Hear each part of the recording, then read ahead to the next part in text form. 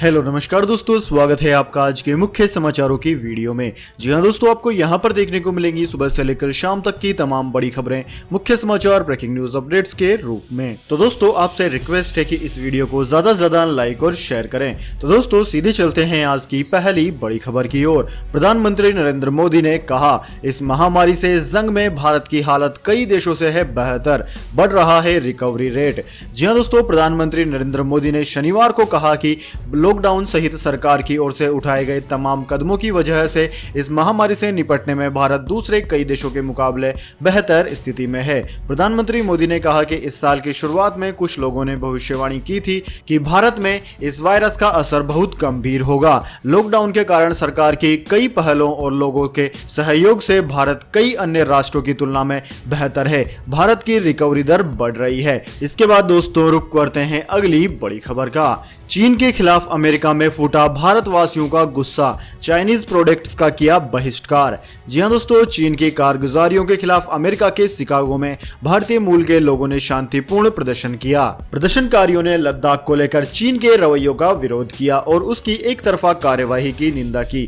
साथ ही उन्होंने चीन से तिब्बत और ताइवान पर अपना दावा छोड़ने की मांग करते हुए कहा कि ये दोनों देश भारतीय सीमा में आते हैं। दोस्तों शिकागो में फैल रहे इस महामारी के वायरस की वजह से भीड़ जमा करने पर रोक है, इसलिए प्रदर्शन में सीमित संख्या में लोग जुटे। शिकागो में चीनी वाणिज्य दूतावास के बाहर शुक्रवार को जुटे प्रदर्शनकारियों के हाथ में भारत अमेरिका के झंडे और चीन विरोधी पोस्टर बैनर थे। इस दौरान उन्होंने लोगों से चीनी उत्पादों का बहिष्कार करके अमेरिकी उत्पादों को बढ़ावा देने की अपील की। प्रदर्शनकारियों ने चीन के कई देशों को धमकाने और आर्थिक सुधारों को नुकसान पहुंचाने पर चिंता जताई। एक प्रदर्शनकारी ने कहा कि चीन अमेरिकी नौकरियों में सेध लगा रहा है, जिसके चलते कई लोगों के सामने रोजगार का संकट उत्पन्न हो गया है। वह भारत सहित वियतनाम, ताइवान और सिंगापुर को भी धमकाने में लगा है। हम चीन की इन्हीं हरकतों के विरोध में यहां जुटे हैं और इससे एक सभ्य देश की तरह व्यवहार करने की अपील करते हैं। इसके बाद में दोस्तों रुक करते हैं अगली बड़ी खबर का। चीनी सेना लद्दाख के शहर से केवल 7 किलोमीटर दूर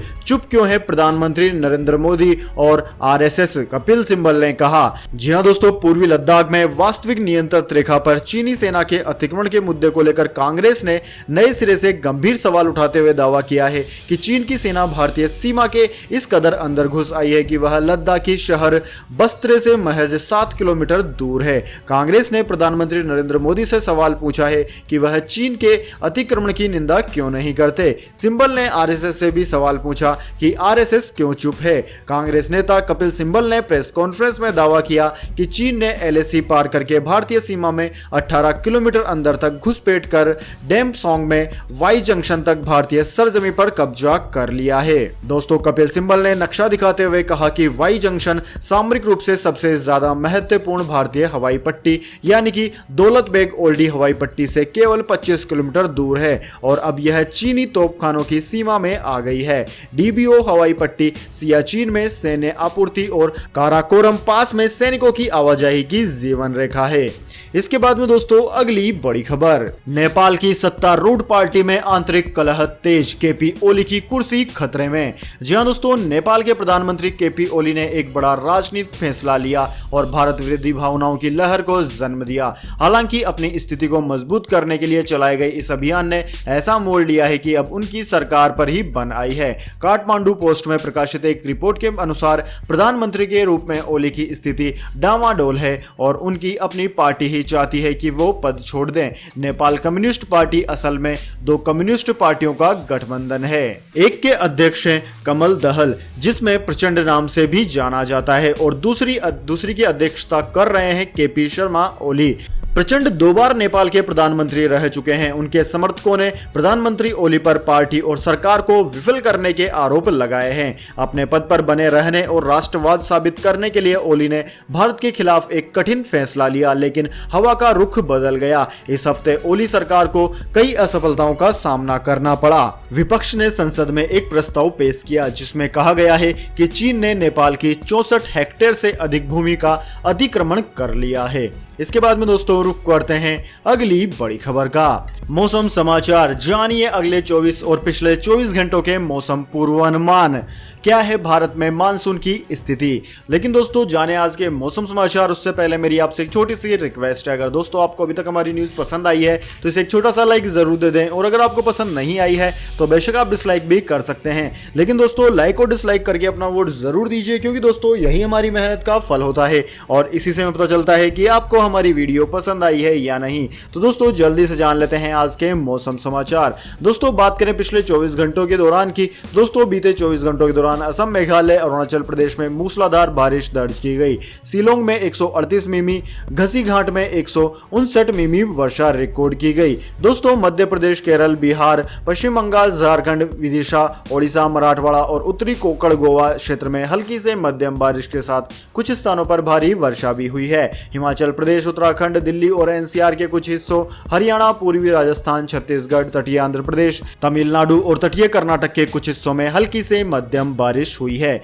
वहीं दोस्तों बात करें आगामी 24 घंटों के पूर्वानुमान की, तो दोस्तों अगले 24 घंटों के दौरान असम, मेघालय, अरुणाचल प्रदेश और केरल में मध्यम से भारी बारिश की संभावना है। इन भागों में कहीं कहीं मूसलाधार वर्षा भी हो सकती है। साथ ही दोस्तों झारखंड, ओडिशा, रायलसीमा, आंतरिक कर्नाटक, केरल, तटीय आंध्र प्रदेश और अंडमान व निकोबार द्वीप समूहों में कुछ स्थानों पर हल्की से मध्यम बारिश हो सकती है। हरियाणा, दक्षिणी गुजरात, तमिलनाडु, अंडमान व निकोबार द्वीप समूह, उत्तराखंड, हिमाचल प्रदेश और पंजाब के कुछ हिस्सों में हल्की बारिश हो सकती है। इसके बाद में दोस्तों रुक करते हैं अगली बड़ी खबर का। पेट्रोल डीजल के रेट्स में तेजी का सिलसिला है जारी। जान लीजिए दिल्ली में कितने हैं 1 लीटर पेट्रोल और डीजल के भाव।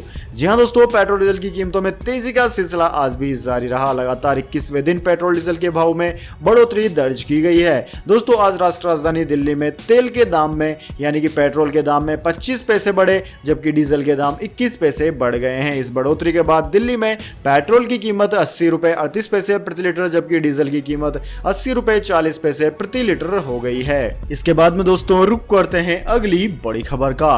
गोल्ड प्राइस टुडे, सोना और चांदी हुआ महंगा, जानिए आज के भाव। जी हां दोस्तों, सोने और चांदी की कीमतों में आज फिर बढ़ोतरी हो गई। कीमती धातुओं की अंतरराष्ट्रीय कीमतों में सुधार के रुख के बीच आज सोने का भाव 239 रुपए के तेजी के साथ 39,058 रुपए प्रति 10 ग्राम पर बंद हुआ। वहीं दूसरी ओर चांदी की बात की जाए तो चांदी का भाव 845 रुपए की तेजी के साथ 39,300 रुपए प्रति किलोग्राम पर बंद हुआ। साथ ही दोस्तों अंतरराष्ट्रीय स्तर की बात की जाए तो अंतरराष्ट्रीय बाजार में सोना $1764 प्रति औंस, जबकि चांदी $17.81 प्रति औंस रही। इसके बाद में दोस्तों रुक करते हैं अगली बड़ी खबर का। फेयर एंड लवली के बाद में अब स्किन केयर ब्रांड से फेयर और व्हाइट शब्द हटाएगी लॉरियल कंपनी भी। जी हां दोस्तों, कृत्रिम सौंदर्य प्रसाधन बनाने वाली फ्रांस की कंपनी लॉरियल ग्रुप ने कहा है कि वह त्वचा के रखरखाव से संबंधित अपने उत्पादों से श्वेत, गोरे और हल्के जैसे शब्दों को हटाएगी। यूनिलीवर ने भी एक दिन पहले इसी तरह की घोषणा की थी और कहा था कि वह अपने लोकप्रिय ब्रांड फेयर एंड लवली से फेयर शब्द को हटा रही है।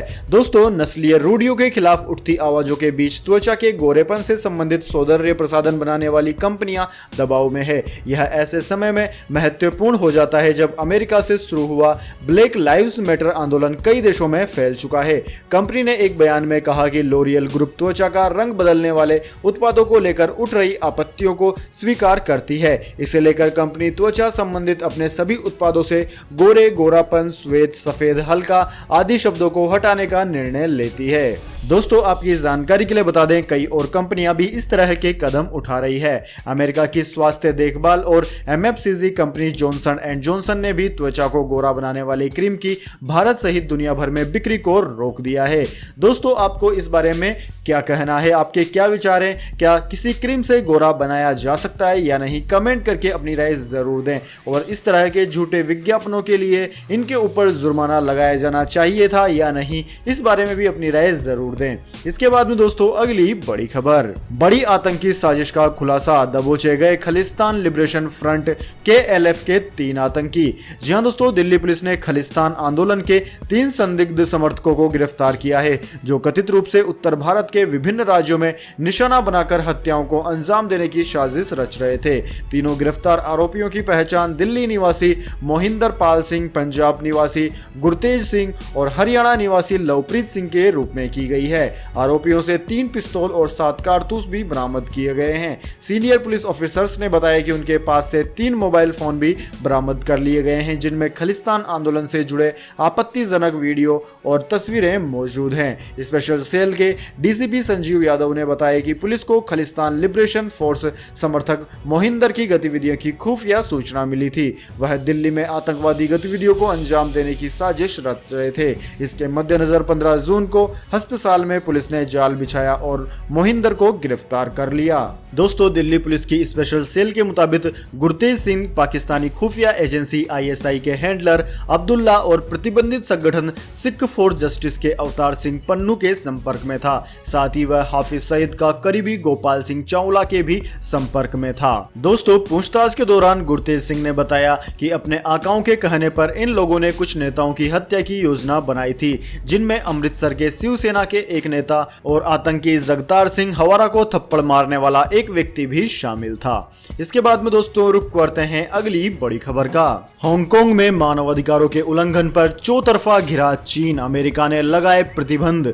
जी हां दोस्तों, फैल रही महामारी को फैलाने का आरोप झेल रहे चीन को अब अंतर्राष्ट्रीय स्तर पर आईना दिखाया जा रहा है। हाल ही में लद्दाख हिंसा के बाद बहिष्कार का सामना कर रहे चीन को अब यूएन के मंच पर किरकिरी का सामना करना पड़ रहा है। संयुक्त राष्ट्र मानवाधिकार आयोग ने कहा है कि प्रदर्शनकारियों की आजादी का हनन चिंता का विषय है। शिकागो में चीनी दूतावास के सामने प्रदर्शन हुआ। साथ ही चीन के खिलाफ अमेरिका का बड़ा फैसला भी आया। अमेरिका ने चीन की कम्युनिस्ट पार्टी के अधिकारियों पर वीजा प्रतिबंध लगाने की घोषणा की है। अमेरिका ने चीन पर हांगकांग में मानवाधिकारों और मूल स्वतंत्रता को अहमियत न देने का आरोप लगाया है। अमेरिका उन अधिकारियों को वीजा नहीं देगा जो हांगकांग की स्वायत्तता और मानवाधिकारों को खत्म करने के लिए जिम्मेदार हैं। इसके बाद में दोस्तों रुख करते हैं अगली बड़ी खबर का। आम आदमी पार्टी के नेता संजय सिंह की इस बात पर भड़क उठे गौतम गंभीर, बोले केजरीवाल से बात नहीं होती क्या।